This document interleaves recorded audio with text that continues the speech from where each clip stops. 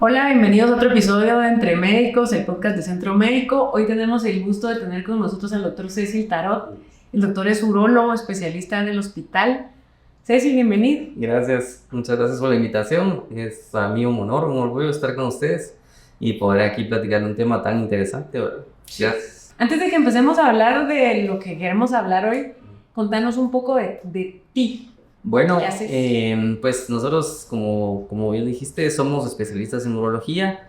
Mi formación pues fue acá en Guatemala como médico, ¿verdad? En la ciudad, en la Universidad de San Carlos. Luego pues ya hice la especialidad en urología. De ahí me tuve que ir a estudiar ahora urología a México, al Hospital Militar de México, lo cual fue pues hace ahora 5 años casi que salimos de allá. Entonces fue una buena experiencia. La verdad es de que pues un hospital con bastante tecnología, con bastantes innovaciones, con muchos recursos, muchos pacientes, ¿verdad? Entonces la experiencia fue muy bonita y luego pues ya regresamos acá y había que tratar, ¿verdad? Antes de ir innovando algunos procedimientos, algunas cosas, ir tratando de meter nuevas tecnologías y lo que todos hemos tenido que hacer en el camino. Y lo cual pues he contado con el apoyo del centro médico, ¿verdad? Para poder innovar, para poder hacer nuevos procedimientos, algunas cosas que no se hacían, otras que se hacían poco. Pero pues la verdad es que ha sido un camino muy bonito, muy alegre, lleno de retos, pero también de mucho apoyo y de ir logrando, digamos, ciertas cosas que habían ahí como que estaban un poco como que lo habían detenido un poco, tal vez o había un poco de miedo, tal vez en hacerlo o algo. Y pues se ha ido logrando. Y pues muchos otros médicos también luego se han ido sumando, ¿verdad? Y hemos ido logrando la colaboración de varias personas. Eh, no sé, ¿qué más hubiéramos platicar? Cada vez es una de las ventajas, ¿verdad? Del hospital, creo yo, el hecho de que la mayoría de especialistas te vas afuera, ves todas las cosas nuevas y trata uno de implementarlo, y que el hospital creo que tiene pocas cosas faltan como para poder implementarlo. Muy poco, ¿Verdad? realmente faltan muy pocas cosas y algunas cosas que faltan es realmente no por el hospital, sino por el tema país, por la economía, por la cultura, ¿verdad? O sea, hay ciertas cosas que son limitantes de país. Por acá sí, no, o sea, pero el hospital ha sido una muy buena oportunidad para crecimiento. Tenemos médicos que tienen mucha experiencia, mucha experiencia y que por sobre de su experiencia, digamos, no dejan de abrir un espacio, ¿verdad? Para que uno que trae nuevas ideas y uno viene con todas las ganas de hacer eso, pueda ir uno implementando ciertos procedimientos, pero obviamente contando con la experiencia, que es algo muy importante, ¿verdad? Que uno a veces cuando acaba de enero uno tiene todas las ganas de hacer un montón de cosas, pero la gente con experiencia también es importante que lo vaya uno acompañando, ¿verdad? Entonces es algo muy importante, ¿verdad? Cecil, y ahora queremos hablar de la próstata. Para la gente que nos está escuchando o viendo que no saben qué es la próstata, ¿podemos empezar por ahí? Sí, totalmente, siempre es lo más importante, ¿verdad? Entonces, la próstata es un órgano, ¿verdad? Un órgano que está ubicado debajo de la vejiga. Ahora, tal vez la ubicación es bien importante que la entendamos todos, ¿verdad? Porque envuelve, ¿verdad? Alrededor del cuello o el fondo de la vejiga, ¿verdad? Si lo dijéramos como que para todo el mundo es como la reposadera de la vejiga, ¿verdad? Es donde se va a ir el agua finalmente, pero envuelve el tubo donde va a salir la orina, digamos, ¿verdad? Entonces, esa ubicación es bien importante porque es por eso, ¿verdad? Como la próstata va creciendo, nos va a ir dando problemas, ¿verdad? Pero la próstata en sí es un órgano reproductor de lo que está encargada, digamos, es de generar el líquido, ¿verdad? Que va a alimentar a los espermatozoides, ¿verdad? Para la hora de la fecundación y el acto sexual, ¿verdad? Esa es como su función, ¿verdad? Entonces el problema que tiene es que conforme se va enfermando, se inflama, se infecta o va creciendo, porque a todos los hombres nos va a ir creciendo la próstata, entonces va como estrechando el tubo donde tiene que salir la orina. Entonces le empieza a dar problemas a la vejiga, porque la vejiga es un músculo que se contrae para sacar la orina. Entonces la próstata le da problemas a la vejiga y la vejiga es la que nos da los síntomas, ¿verdad? Porque empieza a sufrir, porque empieza a haber urgencia, porque empieza a orinar y todo, entonces ahí es donde empieza el problema. Pero la próstata en sí es un órgano reproductor, ¿verdad? Que todos los hombres lo tenemos y lo desarrollamos. Y mencionas que a todos los hombres les crece la próstata, entonces ¿A qué edad se deberían comenzar los chequeos de la función y del tamaño y todo relacionado a eso? Sí, digamos, a veces uno se pudiera llegar a confundir, ¿verdad? Pero todos, digamos, si vamos a lo científico, es a partir de los 40 años y 45 años. Entonces, para no generar como controversias entre los 40 y 45 años, uno debe de haberse chequeado por lo menos una vez la próstata, ¿verdad? Como manera preventiva. Entonces, ¿por qué 40 y por qué 45? Entonces, como todo es estadística. Entonces, a los 40 años, cualquier persona que tenga un familiar en primero o segundo grado que haya tenido un cáncer de próstata, que sea obviamente masculino, o que haya tenido adenocarcinoma de mama, ¿verdad?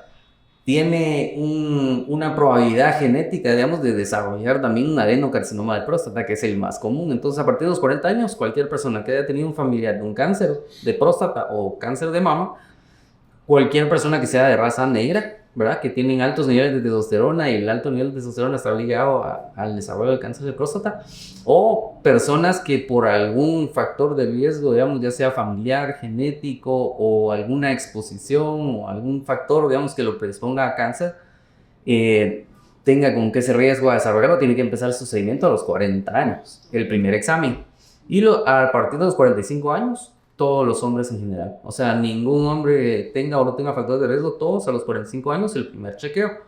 Después de eso, cada 2 años, hasta los 50 años, y de los 50 años en adelante, un chequeo anual sería suficiente para una predetección, ¿verdad?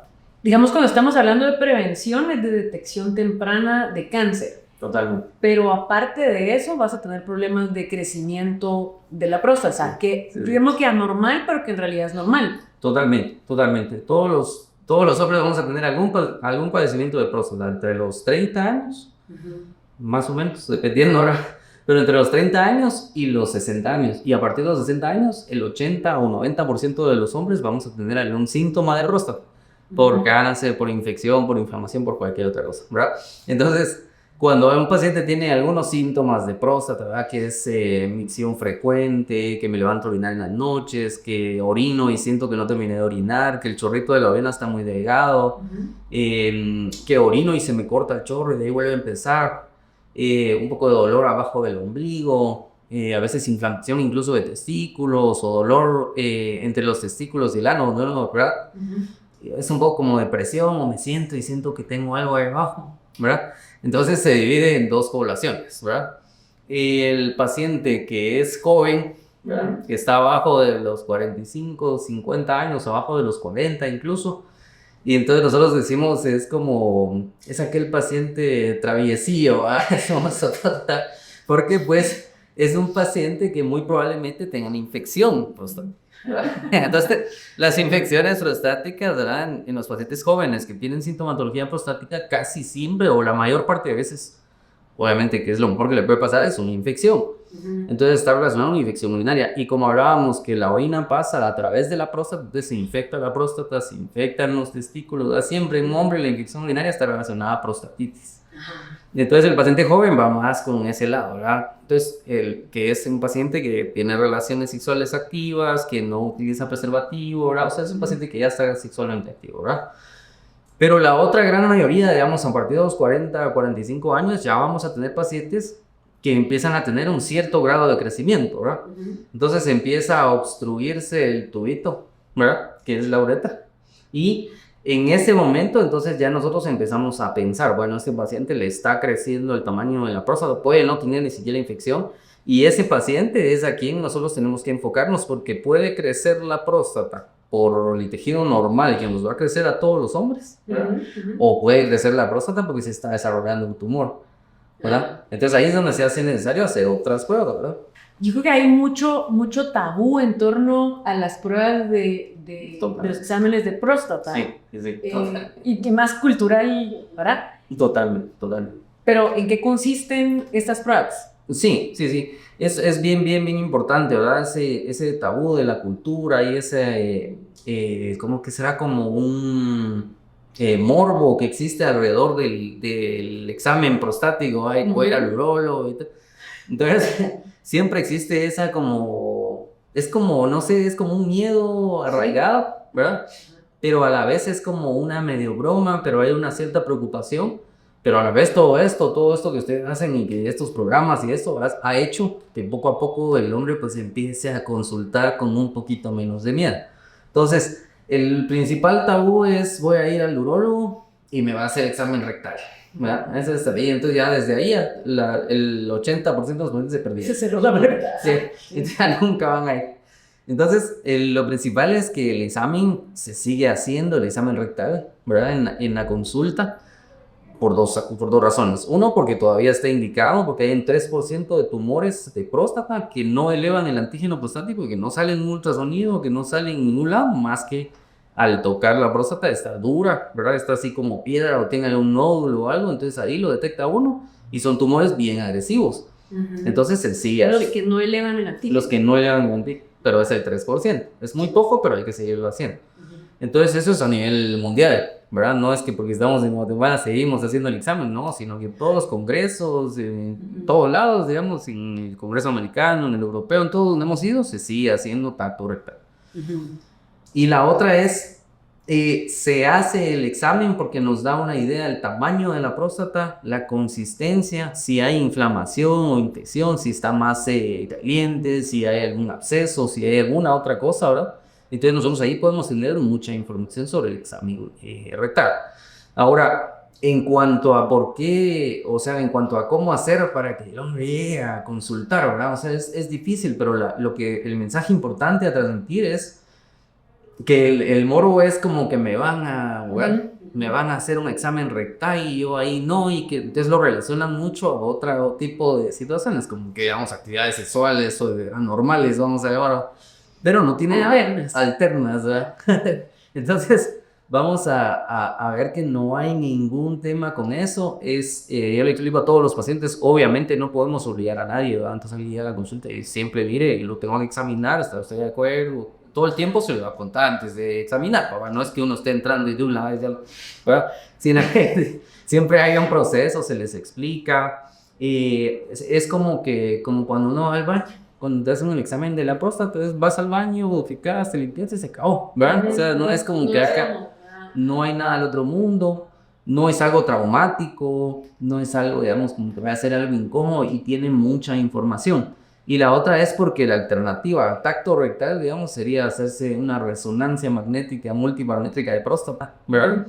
Pero el costo de eso, hacérselo a toda la población cada año, sería pagar, ¿verdad? Y aunque lo pudiéramos pagar, no se puede estar haciendo unas resonancias, Cuando es fácil hacer un examen rectal. Y el examen tampoco va a ser únicamente voy a llegar y solo me van a hacer el examen, no, sino que entonces al paciente hay que examinarlo completo. El examen con el urólogo es palpación abdominal, identificar problemas renales, de vejiga, ¿verdad? Y evaluación, digamos, de pene, uretra, ¿verdad? Testículos. Entonces, creo yo, ¿verdad? Que lo más importante sería empezar a transmitir que uno debe de consultar, ¿verdad? Al urólogo, no solo cuando hay problemas, sino que también para prevenir el problema. Entonces cuando hay un paciente a veces es muy difícil, ¿verdad? Entonces yo les explico a todos, mire, usted se preocupa por su hombría porque lo vamos a examinar, ¿verdad? Pero si en caso llega a tener cáncer de próstata y no lo examinamos a tiempo y no lo encontramos y se avanza, después le vamos a tener que bloquear la testosterona y entonces sí se va a perder su hombría, ¿verdad? Entonces, como que yo siento que el hombre debe de chequearse antes de tener problemas como parte normal de cualquier examen, ¿verdad? Cualquier examen físico, ¿verdad? O sea, como que tratar de relajar un poco el asunto, puede ser en bromas o como sea, pero sí hay que consultar, ¿verdad? Es bien importante la posición cultural como país, ¿verdad? Y también tal vez en México era un poco parecido, la posición de la mujer en la casa, ¿verdad? Y la presión que ha funcionado mucho, creo yo, últimamente, es las hijas o los hijos del paciente. Es, mira, te vas y te revisas y yo te voy a acompañar, ¿verdad? Y hasta que te revises no salís de allí. Porque los papás son muy dados a no sentirse vulnerables, ¿no? Digamos, o no dar así como que tengo algo, tengo un problema. En cambio, a los hijos ya le dicen, mira, te vas, te venís, ya te dicen la cita aquí y ahí te llevo. Entonces, eso es muy importante, la presencia de la familia. O sea que, digamos que también ves diferencias en los grupos generacionales. O sea, sí es generacional esa parte. Hay bastante, ¿verdad?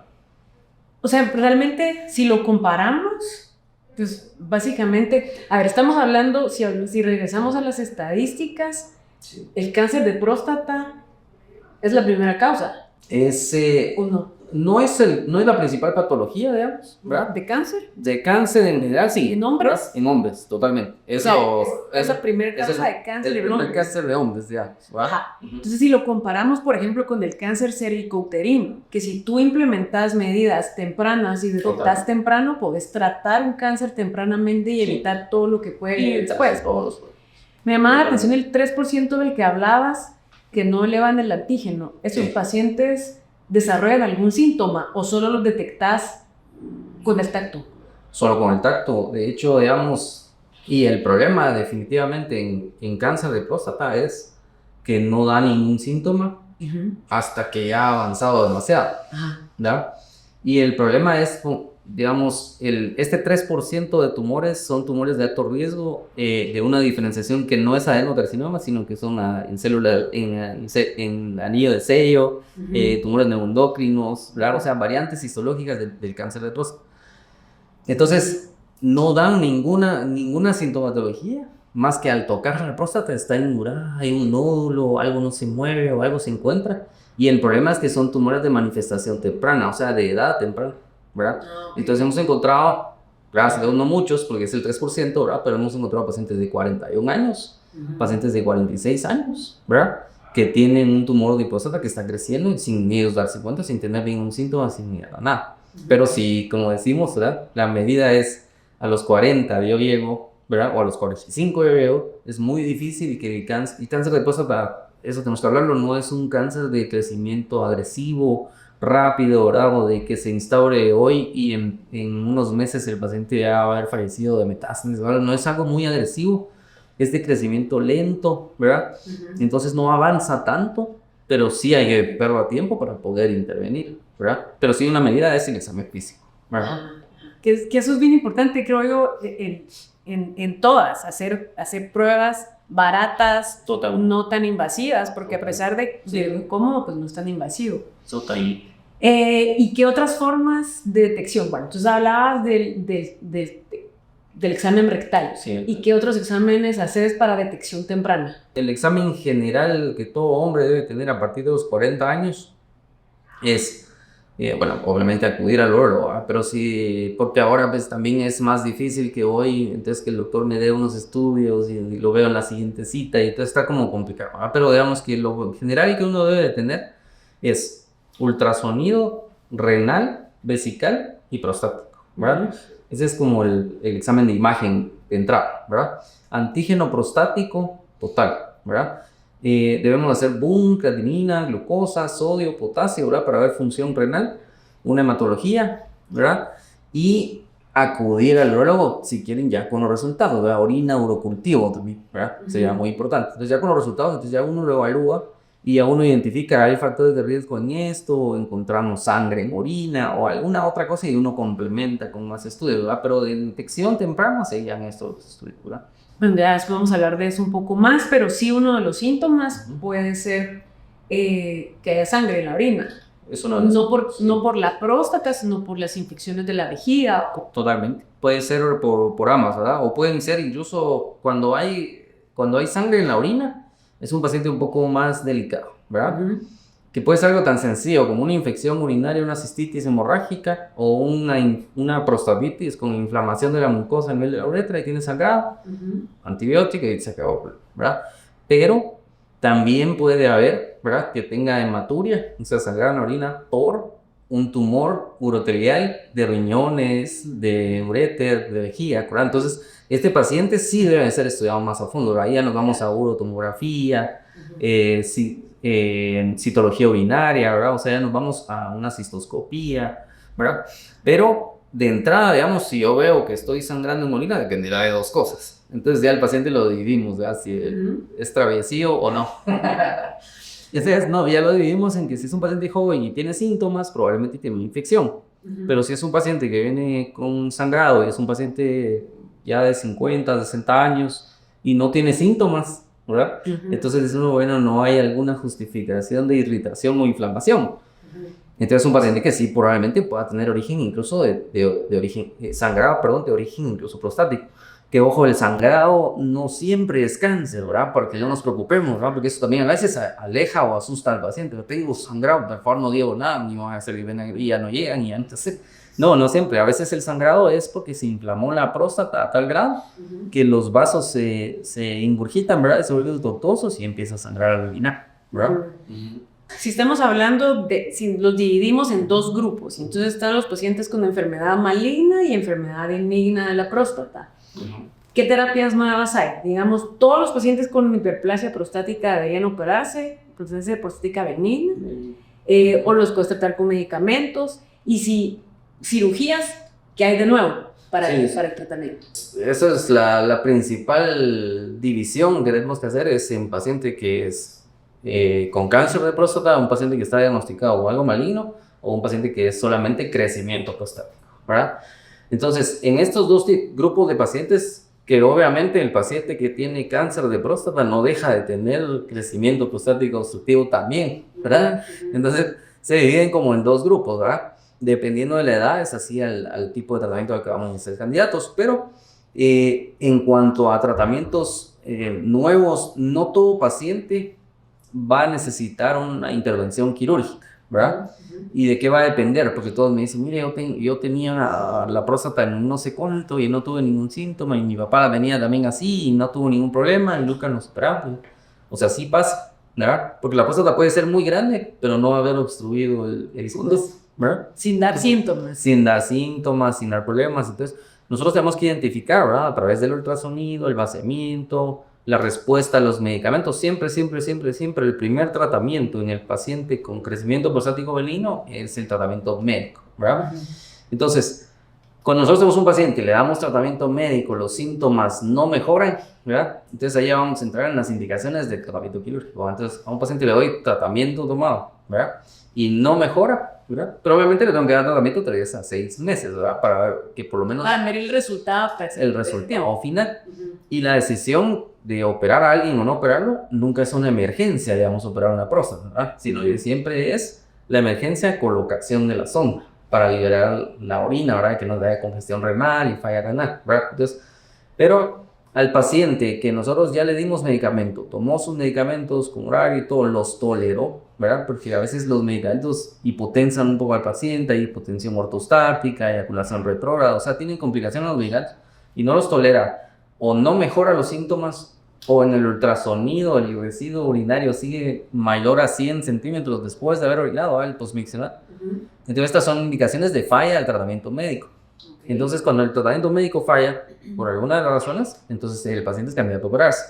¿Cuál es la otra indicación? Es que haya sangrado de origen prostático, ¿verdad? O sea, que haya infecciones recurrentes, el paciente tiene hematuria y no tiene ninguna otra causa. Entonces la siguiente sería si el paciente tiene cálculos a nivel vesical, ¿verdad? Entonces eso significaría obstrucción, ¿verdad? Crónica de la salida de la próstata, ¿verdad? Entonces es otra indicación porque hay que tratar la próstata y también hay que tratar los cálculos vesicales.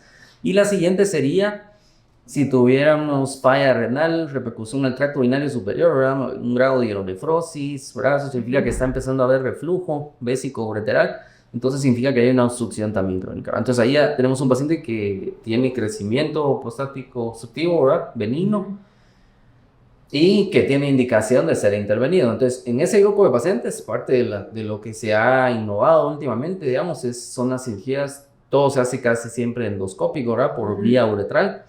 De lo más reciente o nuevo que tenemos es la mini OLEP, se llama, ¿verdad? Entonces es como un aparato mucho más pequeño, 22 French, ¿verdad? Y el que se usaba antes era 26 French, ¿verdad? Okay. Entonces ya 22 French, a nivel de la uretra, las consecuencias de estenosis, ¿verdad? Pueden ser mucho menos, ¿verdad? Entonces, ¿qué significa mini OLEP? Es enucleación prostática con láser Orly. Y lo de mini es porque es el mini... Porque es más delgado. Es mucho más delgado, ¿verdad? Entonces hemos tenido menos incidencia de estenosis postoperatorio, ¿verdad? Entonces de lo que se trata es como si nos imaginamos el lecho prostático y el tubito, ¿verdad? De la próstata que viene bajando de la, ¿verdad? Que es la uretra. Que no lo podríamos imaginar, nosotros le decimos más fácil a los pacientes, es como que fuera un aguacate, ¿verdad? Si nos lo imaginamos, entonces entramos con el láser y por todo adentro, digamos, alrededor adentro de la cápsula del aguacate, ¿verdad? Nosotros hacemos toda la enunciación y sacamos toda la parte verde del aguacate hacia adentro de la vejiga, ¿verdad? Y nos queda ese conducto ya completamente amplio con toda su cascadita, ¿verdad? Y esa pelota, después nosotros metemos un morcelador y trituramos todo el tejido, lo extraemos y ya el paciente queda libre de problemas, ¿verdad? Entonces, de las ventajas que hay en esto es que ahora podemos hacer próstatas de 200 gramos, digamos, ¿verdad? Por vía endoscópica, en hora y media, 1 hora, 2 horas, ¿verdad? Dependiendo el sangrado del paciente y todo, ¿verdad? Entonces, antes, para próstatas mayores a 80 o 100 gramos, la cirugía abierta era la indicación, ¿verdad? Hacer una adenomectomía, ¿verdad? Entonces, esta adenomectomía que antes se hacía con el dedo, digamos, y lo que utilizaba y ponía puntos y... Exactamente, ¿verdad? Ahora lo hacemos, pero con el láser por dentro, sin hacer ninguna incisión afuera. Entonces, ventajas, no hay heridas, ¿verdad? Menos índice de estenosis, ¿verdad? Tenemos menor sangrado, es como un procedimiento más controlado. Los pacientes, normalmente, el problema con las heridas es que todos mis pacientes, la mayoría, ¿verdad? Que se vayan a operar, son pacientes añosos, ¿verdad? No es una patología de un paciente joven, entonces es un paciente que tiene comorbilidad, dilación, diabetes, mala alimentación, todo. Entonces este paciente necesita no tener una herida, ¿verdad? Claro. Que sería como lo mejor, ¿verdad? Cicatriza mejor, les va mejor en su evolución. Y es un paciente que regresa al siguiente día, a veces sin sonda, a veces se queda 3-4 días con sonda, ¿verdad? Y todo bien, ¿verdad? Entonces sería una de las, como de lo más reciente, ¿verdad? Y lo más resolutivo. ¿Tenemos Miguel Lepe en el hospital? Tenemos, sí, tenemos, lo acabamos de, pues ahí sí que de implementar o empezar a hacer, ¿verdad? Digamos. Pero sí tenemos incluso mini OLED y tenemos láser de 90, de 100 watts e incluso uno de 60 watts. El problema con los watts es como la velocidad, digamos, a la que corta, a la que cauteriza y todo, ¿verdad? Pero eso va a depender del caso, ¿verdad? Entonces como que ahí no hay mucha diferencia, pero tenemos el láser OLED. Mira, o sea, ya no se hacen, ya con videolevia no se hacen abiertas, entonces. Casi no. Y las resecciones transuretrales clásicas para la enfermedad benigna. También. El tema sí es todavía un poquito el costo, ¿verdad? Porque la renta, digamos, de un láser es bastante alta, ¿verdad? Entonces sí hay un poquito de tema costo. Se puede hacer para cualquier tamaño de próstata que esté obstruyendo, se puede, ¿verdad? Pero las guías, ¿verdad? Que las guías, pues lo que dicen es entre pacientes de más de 80 gramos, todos van a enucleación, ¿verdad? Abierta o enucleación con láser olmio, láser tulio, green light, ¿verdad? Con cualquier enucleación. Y eso, ahorita, hace meses todavía en España nos dijeron lo mismo, ¿verdad? Enucleación es enucleación. Abierta o cerrada, ¿verdad? Pero la abierta tiene sus complicaciones derivadas de la herida, ¿verdad? Pero el tema es un poquito el costo. Ahora, ¿qué cabida tiene la RTU? Es que la RTU sigue siendo el gold standard para el tratamiento de la próstata, ¿verdad? Pero en pacientes de más de 80 gramos, ¿verdad? Yo no le voy a poder resecar tanto tejido en dos horas y usando pocas soluciones. Entonces, sí, pues, no me puedo tardar tanto resecando, ¿verdad? Entonces, le voy a quitar un poco de tejido, le voy a quitar síntomas, el paciente va a estar tranquilo unos años y luego va a haber que repetir ese procedimiento, ¿verdad? Entonces, pero el costo es mucho menor. Entonces, sí sigue teniendo espacio, sí, pero la indicación es en menos de 80 gramos, ¿verdad? Entonces, en la comparación, la única diferencia o ventaja, digamos, que podemos encontrar entre OLEP y RTU en menos de 80 gramos es la cantidad de tejido resecado, ¿verdad? Porque no es lo mismo que yo me voy en la orilla pegado, ¿verdad? Con el láser, ¿verdad? Sí. Solo raspando una mera hormiguita, ¿verdad? Y yo sé dónde voy en la cápsula, ¿verdad? Entonces quito todo el tejido que hay que quitar. En cambio, si yo estoy escarbando, llega un punto en el donde yo ya digo, bueno, hasta aquí me parece que es, ¿verdad? Y de ahí me emparejo todo. Y entonces quito hasta donde yo considero que es, pero no estoy viendo realmente la cápsula, ¿verdad? Entonces sí sigue teniendo camino, ¿verdad? Mira, yo me acuerdo en la residencia, porque hace mucho que no miro los médicos, pero aquellos cálculos enormes de la vejiga, ¿los podés sacar endoscópicamente? ¿Los podrías? Sí. Sin abrir. Sin abrir, ¿verdad? Totalmente. Entonces, una de las ventajas del láser olmio es que es de alta potencia y entonces se pueden romper cálculos con el láser. ¿verdad? Entonces lo que se hace es, el cálculo se va pulverizando, ¿verdad? Y se pulveriza todo, ya queda pulverizado dentro de la vejiga y luego se evacúa, como se evacuaba antes el resto de una normal, ¿verdad? Pero sí, totalmente, ¿verdad? ¿Y para cáncer? Entonces, para cáncer, digamos, una de las innovaciones que podamos hablar ahorita en estas últimas épocas es hacer la prostatectomía radical, ¿verdad? Con linfadenectomía pélvica, ¿verdad? Bilateral, pero hacerla por videolaparoscopía, ¿verdad? Otra vez estamos hablando un poquito el tema de la relación con la herida, ¿verdad? Pero en el caso de la laparoscopía en cáncer, incluso tenemos ahora la laparoscopía 3D, ¿verdad? Entonces, la visibilidad en la laparoscopía también ustedes, ¿verdad? Obviamente. Entonces, la visibilidad estaba dentro de la cavidad y ver de cerca y tenerlo en grande y todo, es algo que aumenta mucho las probabilidades de preservación de tejidos normales, ¿verdad? Y la probabilidad de resección del tejido afectado por el cáncer, ¿verdad? Entonces, pero no es una cirugía fácil, ¿verdad? Entonces, ayuda mucho en cuanto a la resección, ¿verdad? Y ayuda mucho en la recuperación del paciente, ¿verdad? Entonces, este cambio de hacer la prostatectomía radical abierta, ¿verdad? A hacerla por vía, digamos, laparoscópica, ¿verdad? Ha cambiado en el hecho de que el objetivo, la trifecta, digamos nosotros, ¿verdad? Que es el objetivo de la prostatectomía radical es, primero, quitar todo el cáncer, ¿verdad? Ese es el objetivo principal y a costa de, pues, aunque se tengan que lesionar algunos otros tejidos, ¿verdad? Pero el segundo objetivo es la continencia urinaria, ¿verdad? Porque cuando nosotros hacemos un tratamiento por cáncer en un paciente y lo estamos haciendo video o lo estamos haciendo abierto, nosotros tenemos que cortar la próstata a nivel de la uretra y la tenemos que cortar en el cuello de la vejiga, ¿verdad? Y luego la tenemos que resecar con todo y su cápsula, con todo y vesículas seminales, ¿verdad? Y después nosotros tenemos que unir la vejiga con la uretra, ¿verdad?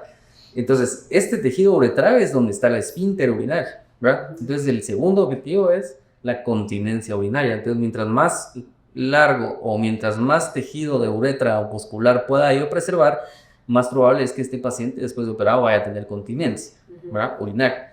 Y el tercer objetivo que se queda como de último, porque al final pues no es algo, sí es importante, digamos, pero es algo que se puede evaluar tener o no, es la preservación nerviosa y vascular de la erección y la función sexual, ¿verdad?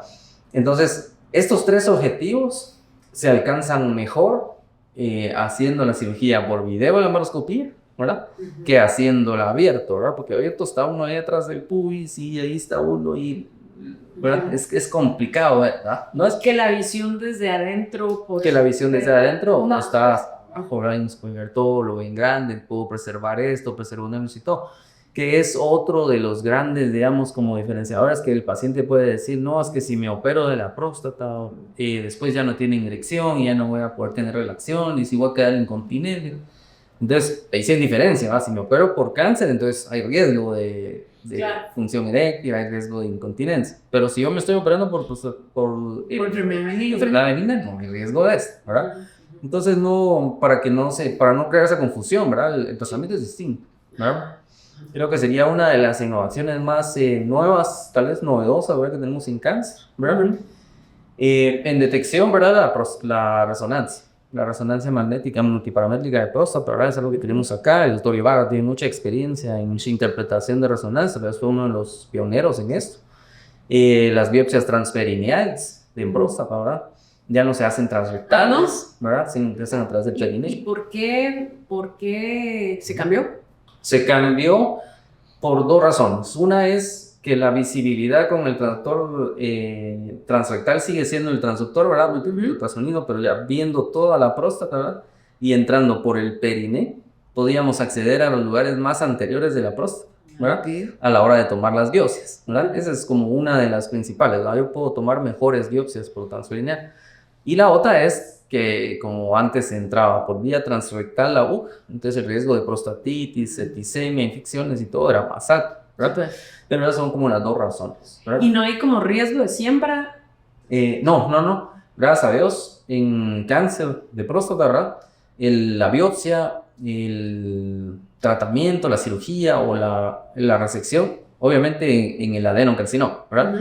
No es un tumor que se vaya a transmitir, ¿sabes? Digamos, o que vaya a invadir tejidos solo por la siembra, ¿verdad? O por el contacto, sino que se transmite por vía linfática, ¿verdad? Okay. Entonces sí, ahí tenemos... Esa es como una de las cosas que muchas veces la gente, los pacientes no les gusta hacerse biopsia porque se me va a regar por todos lados. Sí. Y digamos ahí, esa es una confusión que tenemos como cultura, pienso yo, es...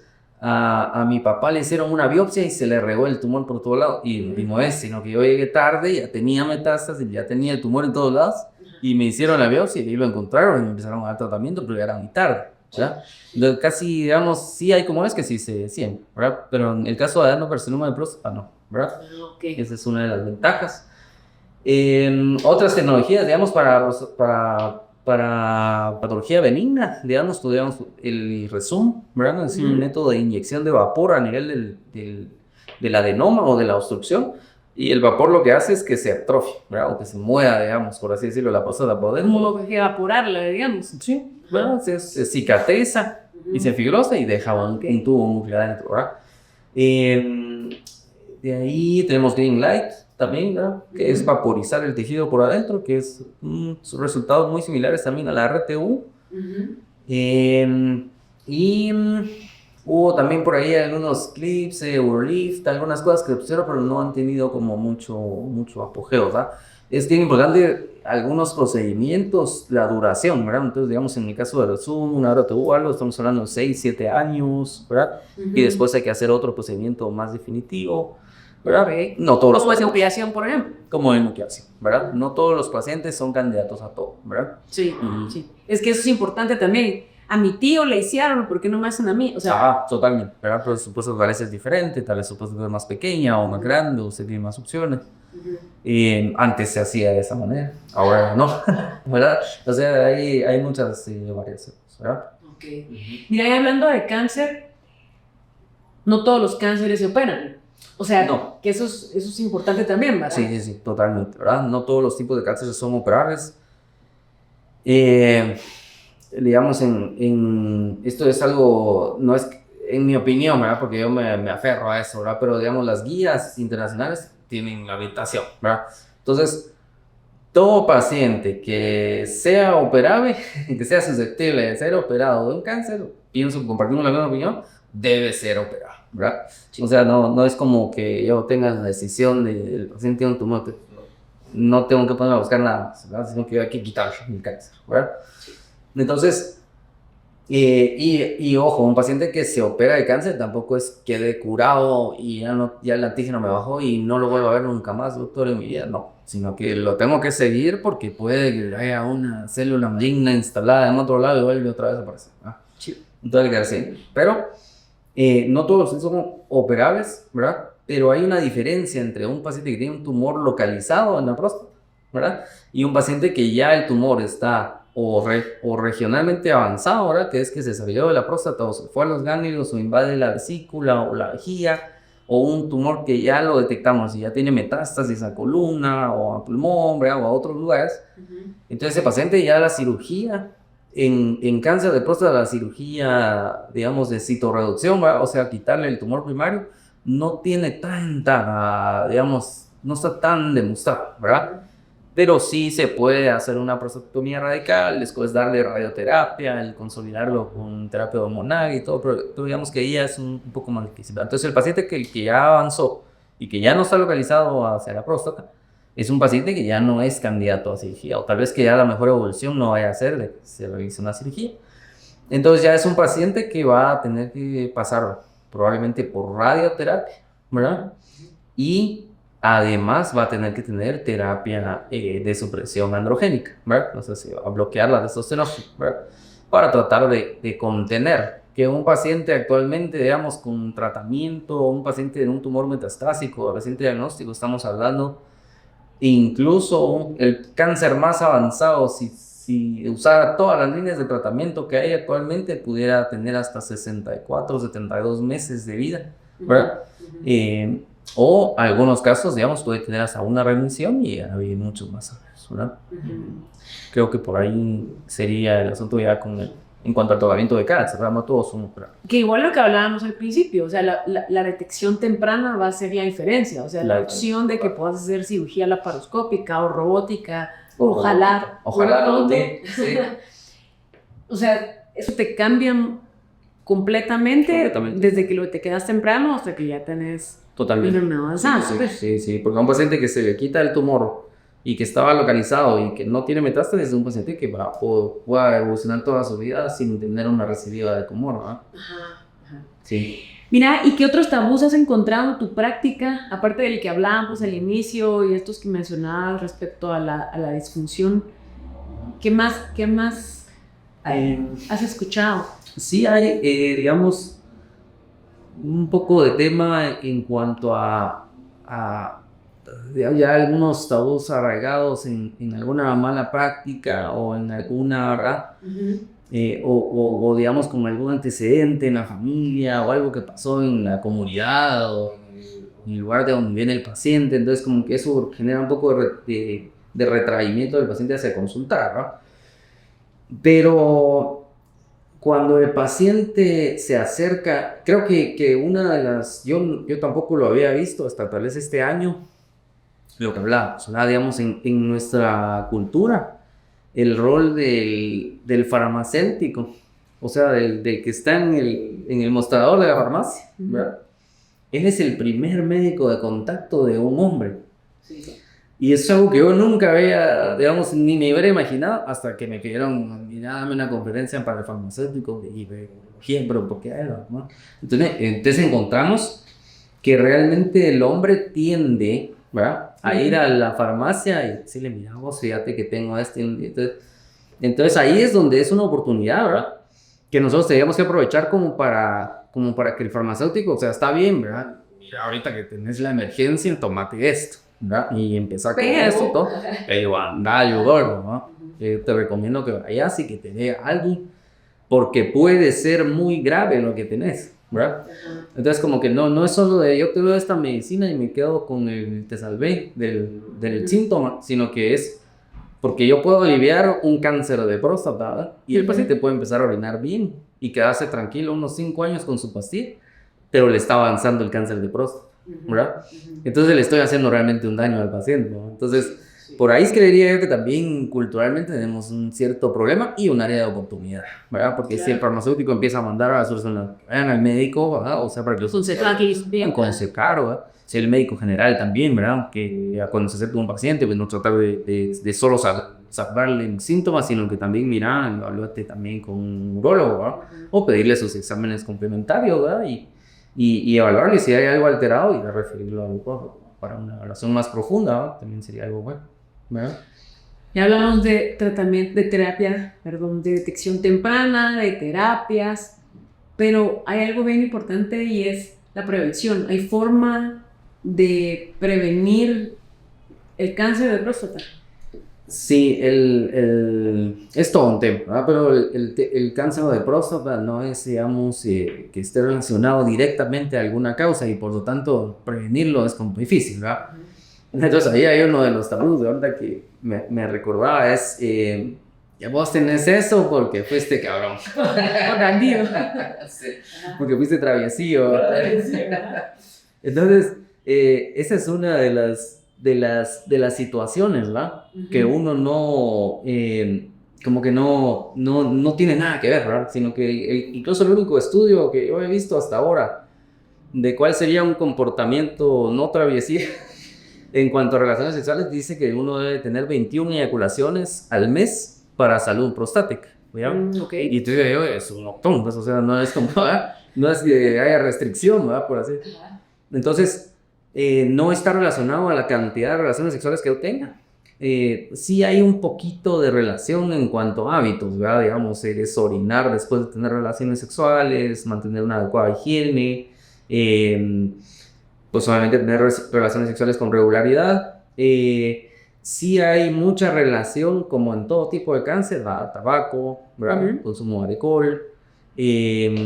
También actualmente también hay muchos preservantes, ¿verdad? O a la comida procesada, ¿verdad? O a las grasas saturadas, todos los factores que influyen sobre cáncer en cualquier parte del cuerpo también influyen en próstata, ¿verdad? Pero no hay, digamos, alguna práctica que yo le pueda decir, mire, no haga tal cosa, no haga esto, porque le va a pasar. No existe, digamos, no para hasta Y así como decían, el perejil, o sea, comer perejil. no te va a dar, ¿verdad? Entonces todo esto puede ayudar, ¿verdad? A como eliminar la caída libres y todo, ¿verdad? Para prevenir un poco. Pero realmente no es como que haya algún alimento o algo, ¿verdad? Pero es como más, ¿has visto más tendencia? ¿Existe en cáncer de próstata como más una tendencia genética hereditaria, por lo que estábamos hablando, ¿verdad? Sí, totalmente, ¿verdad? Sí, hay totalmente. Y yo se lo digo a todos los pacientes que yo detecto con cáncer de próstata, les digo, mire, a todos sus hermanos y a todos sus hijos y sobrinos y a sus tíos, me los trae aquí o se los manda un urólogo a donde sea, pero que los revise desde ahorita, desde los 40, ¿verdad? Porque es lo único que nosotros podemos como ayudar y a detectarlo temprano y darle un tratamiento adecuado, ¿verdad? Mira, y así como por ejemplo en cáncer de páncreas, que hay algunas condiciones emocionales que se ha visto una relación, ¿pasa también en próstata? Sí, ¿verdad? Como digamos el tema del estrés, la depresión, ¿verdad? El estrés, la baja en las defensas, la falta de ejercicio, ¿verdad? Los malos hábitos de sueño.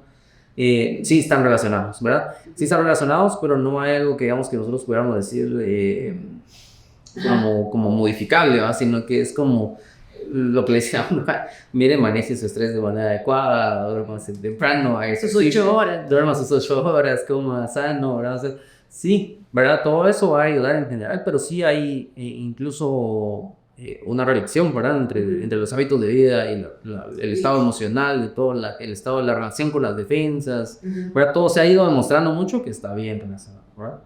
Siento que otra de las cosas en Guatemala, lo digo porque estamos aquí ahorita, es la mala educación sexual desde que uno es chiquito. Y por eso me refiero no a relaciones, sino a conocer uno su cuerpo, ¿verdad? Como desde niños.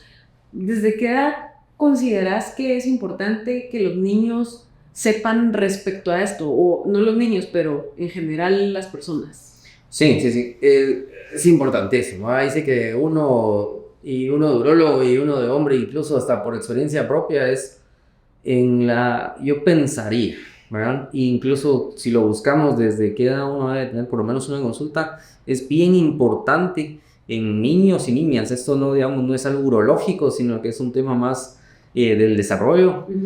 Al inicio de la adolescencia, cuando empiezan los cambios, ¿verdad?, del cuerpo y empiezan a aparecer ciertas cosas físicas y todo, entonces ahí es una oportunidad importante de llevar a un niño, ¿verdad?, que se está convirtiendo en un hombre, ¿verdad?, a que consulte al urólogo y decirle, mira, no hay ningún problema, el doctor te va a revisar, necesitamos saber que esté todo bien, todas tus dudas las puedes aclarar con el doctor, ¿verdad? He tenido poco, pero realmente, pues ahí sí que lo veo como algo bueno, ¿verdad? De pacientes adolescentes que hoy llegan tal vez con sus papás y quieren saber, mire, me pasó esto, me apareció esto, ¿será normal que yo tenga tal cosa?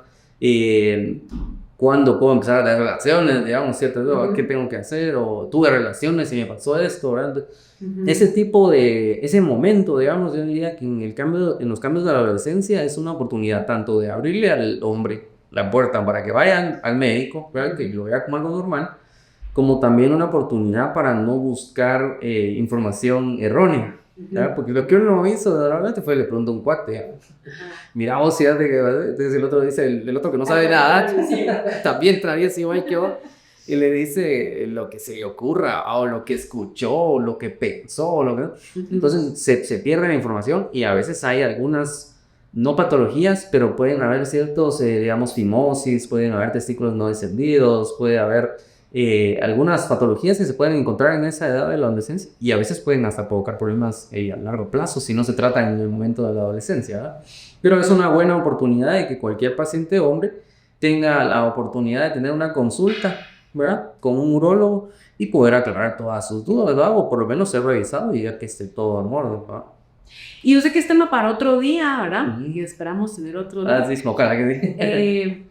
Pero digamos, mencionas algo bien importante y es el hecho de, por ejemplo, los testículos no descendidos o las masas que pueden pasar desapercibidas. ¿Hay alguna guía, digamos, porque hay pacientes que consultan ya de grandes con masas abdominales y era porque no tenían, ¿verdad? No, que no tenía. Pero hay alguna guía, así como para detección temprana gonadal. Sí.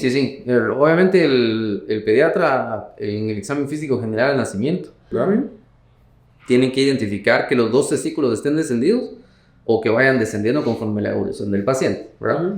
Eso en la infancia, pero cuando nosotros como papás, digamos, ¿verdad?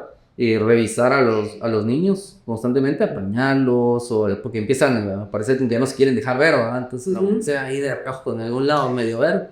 Y si ya no se quiere definitivamente dejar, pues se lleva al doctor, ¿verdad? Para revisar. Entonces, en el caso que hablábamos de tumores abdominales, ¿verdad? Sí hay testículos, ¿verdad? Que se ingresan al abdomen y se desarrollan masas o tumores a nivel testicular, ¿verdad? Entonces, y la revisión o el autoexamen, ¿verdad? En el caso de genitales o de testículos, ¿verdad? Entonces, como el autoexamen en mamas, digamos, en mujeres, en los hombres también es importante, por lo menos una vez al mes, ¿verdad? Porque eso nadie lo aconseja, o sea, totalmente, ¿verdad? Entonces nadie habla. Sí, y entonces tócate si no quieres que te toque, ¿vale? Le dicen. Entonces había una campaña donde, que era un canal, ¿va? Donde salían todos, ¿va? Salía la máquina agarrándose. Entonces todos tocándose, ¿va? Pero el tema no es tocarse solo así a la ligera, ¿va? Sino que yo me estoy bañando, entonces el testículo tiene que tener su testículo, ¿verdad? Que es la bolita, ¿verdad? Y tiene que tener una consistencia más o menos blanda como esta parte de la mano, ¿verdad? Entonces, y no tiene que tener ninguna como los nudillos, ¿verdad? Ninguna dura.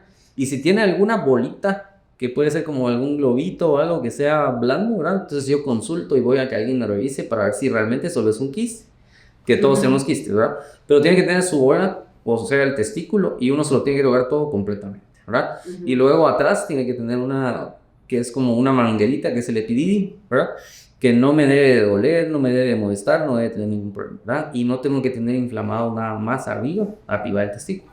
Es como en general, ¿verdad? Entonces, si yo encuentro algo anormal en esto, o tengo un testículo que no está, ¿verdad? Porque a veces pasa, ¿va? Que solo tengo un testículo y el otro lo siento como más arriba. Entonces, ese testículo es un testículo que pudiera dar un tumor más adelante por la temperatura del cuerpo. Sí, no todo es examen rectal. No todo. Sí, hay muchas cosas. Hay otras cosas, ¿verdad? Sí. Ceci, qué interesante, la verdad es que todos estamos en esto, o sea, todos podemos vernos afectados por nuestra familia, por ustedes mismos.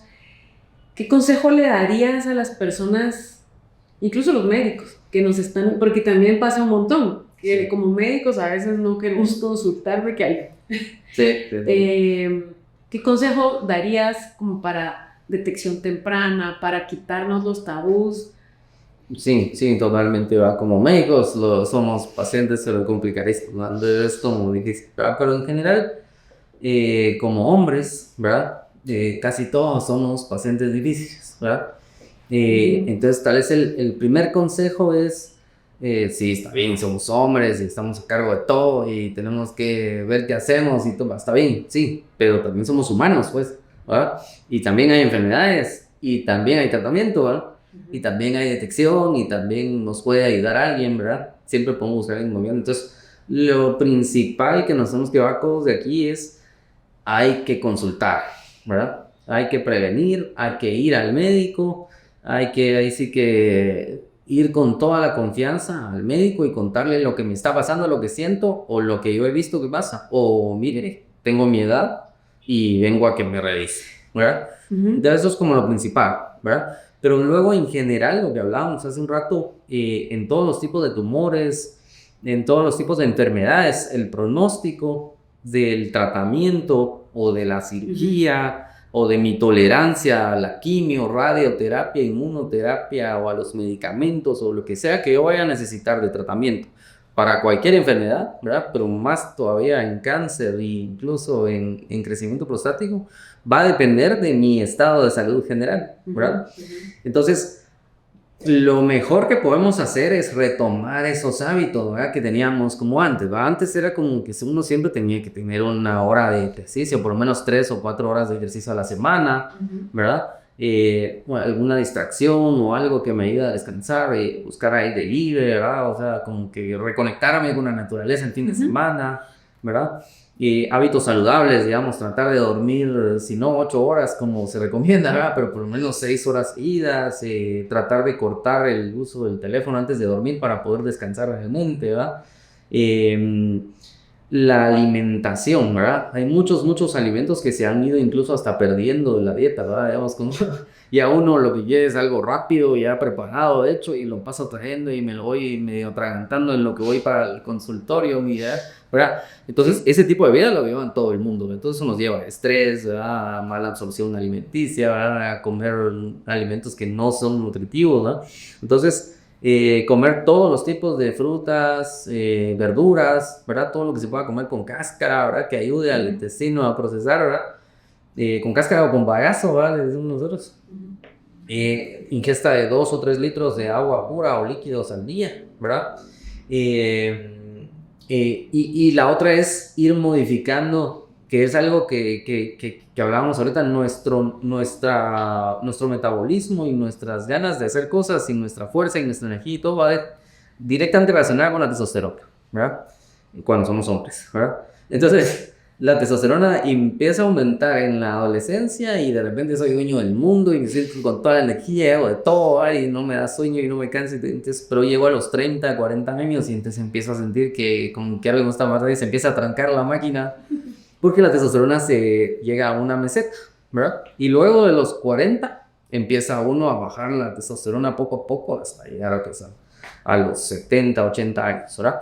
Entonces, en esa bajada de testosterona, nosotros tenemos que estar muy concentrados y muy abiertos como hombres a que ya no me puedo, digamos, ya no me puedo comer una vaca entera de res o eso, porque ya no puedo, porque mi cuerpo no la va a poder procesar, no va a dormir bien y encima de eso se me va a almacenar como grasa porque ya mi metabolismo ya no necesita tanta comida. Entonces, ir modificando en ciertas etapas, tengo que hacer, antes hacía más pesas y menos cardio, ¿va? Digamos, ahora tengo que hacer más cardio y menos pesas porque necesito fortalecer el corazón, ya no tengo tanta fuerza como antes, mis articulaciones no son las mismas. Entonces, tengo que ir modificando las cosas y yo le digo a los pacientes, yo no le prohíbo que coma nada, ¿verdad? O sea, puede comer de todo, ¿verdad? Pero si yo me comía un pastel entero, ¿verdad? Ahora me tengo un pedazo más pequeño porque mi metabolismo ya no puede procesar todas esas azúcares, ¿verdad? O esas grasas, ¿verdad? Entonces, ir moderando o cambiando las cosas o adaptándome a cada etapa de la edad, ¿verdad? Creo que es como lo más cuerdo que uno puede hacer, ¿verdad? Que eso que ahí podría ser un buen consejo. Y la otra es aconsejarle a todo el mundo y normalizar, ¿verdad? Que el ir a consultar al lugar, ¿verdad? O sea, y ya no estar ahí con esa, ¿verdad?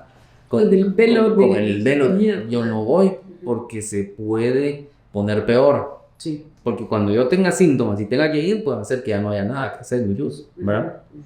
Creo que eso sería un buen consejo, ¿verdad? Para todos. Ceci, entonces gracias por habernos acompañado hoy, a todos los que nos están escuchando o viendo en las diferentes plataformas de Spotify, YouTube, en Apple. Los esperamos en el próximo episodio.